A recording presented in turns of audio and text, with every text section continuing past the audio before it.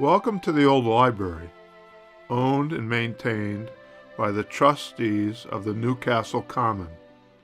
The Library Committee and the trustees of the Newcastle Common jointly hired Frank Furness, a Philadelphia architect who had a reputation of designing masculine-styled Queen Anne Victorian buildings, to design Newcastle's first library.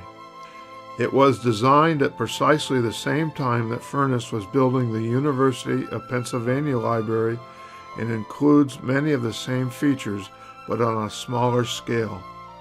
The old library is listed as a contributing building to the Newcastle Historic District, which was named a National Historic Landmark in 1967. Let's take a closer look.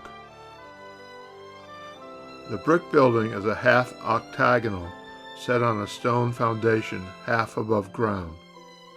The tall roof and large weather vane contribute to the significance of its appearance. The colors used on the outside of the library of apple green, brick red, and toffee are representative of a Victorian color scheme. As you continue viewing the old library, notice these important features of this unique building. The use of passive lighting for the entire building. There are skylights and low-placed side windows that are just above the first floor bookshelves. Note that these shelves are now behind paneling to help facilitate the library's current use as an exhibit hall for the Newcastle Historical Society. There are also 4 thick glass panels inserted into the middle of the main floor to provide light to the basement. There are 9 steps to climb before entering the library. The front entrance has a pair of panel doors with side windows. This leads to a small alcove and a second set of doors with leaded glass windows. There is a small door to the right side of the alcove, which served as a staff entrance. Once inside the main doors, you will notice a large octagonal space. This was the area of the library used by the public. The librarian's desk sat to the middle right. People remember few chairs or other furniture in this portion of the library. A narrow balcony is built around the upper portion of the library. It is as narrow as 39 inches and in general was not used by the public. Books were also on the shelves up here, but the staff would retrieve the books for the reader. Turned balustrades are located around the mezzanine. A wood-tight winder staircase leads to the second level and is located to the left of the main entrance doors. The 16 steps to the mezzanine lead to the remaining books of the original 1892 collection. This portion of the library building is not open to the public. There is a pair of leaded glass doors in the rear of the library building. They lead to a back porch, which was used for summer reading. The porch is 8 feet wide, 1 step down from the main library floor. The porch extends across the entire back of the library, with a pleasant view of gardens.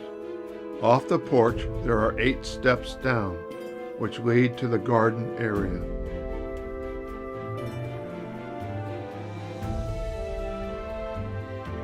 There is a brick and brownstone cellar entrance with 7 steps. These were used as a service entrance to the library, which was originally heated with coal. From the first floor, there's a second set of wooden, tight winder steps, which are only 26 inches wide. The 14 steps lead to the basement. Currently, there's a closet under the stairs. Originally, the foundation was exposed rubble stone. This has been plastered over to prevent water seepage and heat loss. The only place that the original stone can be seen is in the utility room, which presently houses the old library furnace. The original use of this space is not known. It may have been an overflow area for additional books. It is thought that the public was not allowed in this area in 1892, but in later years, meetings could have been held here. There is one restroom in the cellar, which is a much later addition. Most likely there was a necessary in what is now the garden area. The basement, like the first floor, received passive lighting from strategically placed windows. In the basement there is a center support post which holds the names of a few people. They appear to be high school students leaving their mark, while others are notable Newcastle residents. The old library housed the city's public library until 1964, when the trustees of the Newcastle Common built a modern library building on the corner of Delaware and 5th Streets. It was designed by Newcastle architect Albert Cruz. In 2008, this facility went through major renovations and expansions. The architectural firm was Buck Simpers Architect and Associates. The trustees realized that in 1980, the old library building needed a facelift. They spent $50,000 to modernize the building and replace the roof structure, which needed major repair. In 1982 to the present time, the trustees of the Newcastle Common has made the old library available to the Newcastle Historical Society. They use the main floor of the building as their exhibit hall. With the continued generosity of the trustees of the Newcastle Common, the visions of the Newcastle Historical Society, and the memories of Newcastle residents, Frank Furness's building will live for many years to come.